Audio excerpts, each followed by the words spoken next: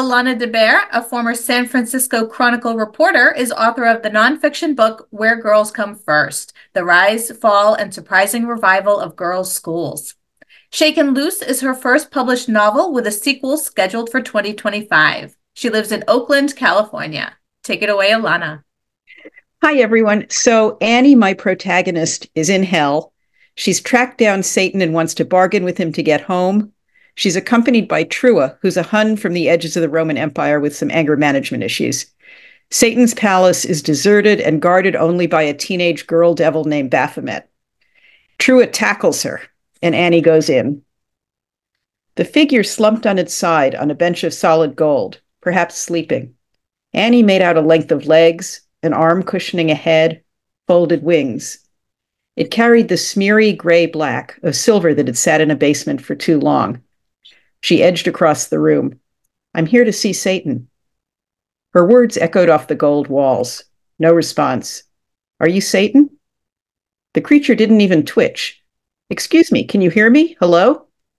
She inched closer, and now she could see that it truly was a body, 10 feet long perhaps, a thick arm blocking its face, wings drooping behind its back. The skin was peeling in places, like after a bad sunburn. Bits of peeled skin lay on the floor below the creature's outstretched arm. Satan? Once Annie had come upon a rattlesnake sleeping in the sun in the middle of a hiking trail. She had jumped back, waited, then finally given up and returned the way she came. That was the safe response, the sane response. "Satan, hello?" She reached out and touched the creature's shoulder. It emitted a low groan and she jerked away. Nothing else happened. She tapped it again. "Baphomet!" The creature drew out the 3 syllables in a long, lugubrious complaint. It buried its head further under its arm. "Go away." "I'm not Baphomet. I'm Annie Maple. I need to talk to you." "Go away." "No, I'm not leaving until you talk to me." "Baphomet." Louder now, imperious. "Baphomet isn't coming. She's busy. You have to talk to me." The creature shifted its arm and lifted its head. Her breath caught. He was stunning. His face was blotchy and peeling like the rest of his body, but the features were the most beautiful she had ever seen. Broad forehead, ruby eyes, slender nose with just enough of a bump to convince you of its solidity and power. Waves of dark hair crashing like breakers. It was a face you would follow into battle, into bed. She thought of classical sculptures of Michelangelo's David, and thinking of the David, she felt a compulsion to see the rest of the body. The creature peered in the direction of her voice. For a moment, the ruby eyes flashed. She froze, but his curiosity lasted only a moment. His head dropped back down. "Go away." "Not until you help me." He gave out a testy groan, but didn't look up. Annie needed to see that face again. Part of her no longer cared about going home. It just wanted to see that face. "I'm offering my soul." No response. "Don't you want my soul?" He lifted his head ever so slightly and called out with another groan. "Baphomet!" "I thought you were supposed to buy souls." The creature just lay there with its head buried. Wasn't the devil supposed to be a wily trickster? A celestial used car salesman with a caffeine buzz of evil energy? Annie had imagined Al Pacino, Jack Nicholson, Mick Jagger. Not this beautiful, inert mess. Maybe this was a bargaining strategy, like walking away from a vendor at a flea market. Well, she'd call his bluff. "Okay then, no soul for you. I'll be going." She paused and took a step toward the door. No response. "I'm going." Still nothing. Of course Satan didn't covet her soul. What had she done that was worth coveting? She was the tepid washcloth, the supermarket potato salad. Ultimate humiliation? She wasn't worth the devil's time. A loud crash, sounds of scuffling. The door to the great hall lurched open and Baphomet flew in, wings heaving while she dragged Trua by his feet. "Stupid humans," she panted. She hung in the air, flapping and dangling Trua, who was struggling to reach up and grab her. "I told them no audiences. I told them, but they wouldn't listen. I tried." "Shut up," Satan said. He pulled himself to a sitting position.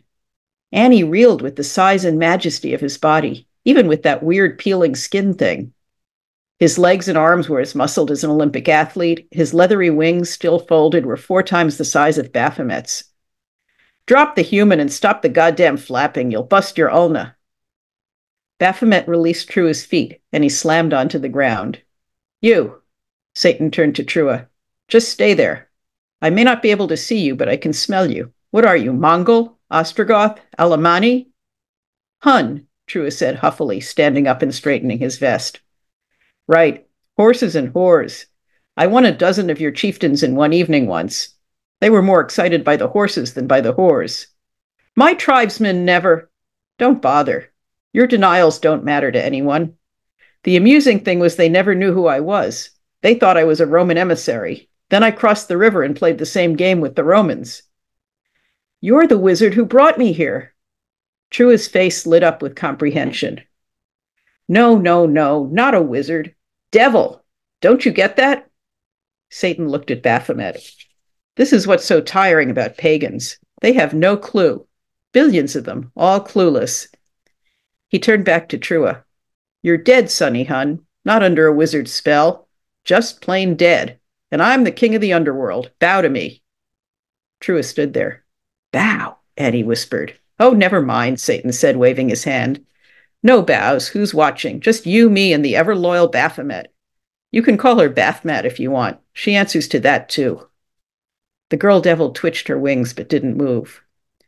Well then, off with you, Satan continued to both of them. You've had your audience with royalty, your Bible moment wrestling with an angel. So back to the fire with whatever obliging devil took you out of it. Bathmat, show them out. He nodded toward the door. Then he lay back down on the bench, his face turned to the wall. No! Annie ducked as Baphomet groped blindly for her. We're not going, and we weren't in the fire. I mean, we were before, but we got out. On our own. Not by some devil. Satan jerked himself upright. He peered toward Annie's voice with sudden interest. His ruby eyes flashed again, probing, challenging, and the room felt suddenly electric. You got out of the fire? Yes. And I can't see you. Bathmat, can you see them? No, master. Escaped from the fire. Now that is something new. He spoke musingly to himself, then peered in their direction. How is it that you're not in the fire? And invisible? Annie felt a surge of hope. Was it possible the ruler of hell didn't know humans could be released from the fire? Maybe this was all a big mistake, and she could go home.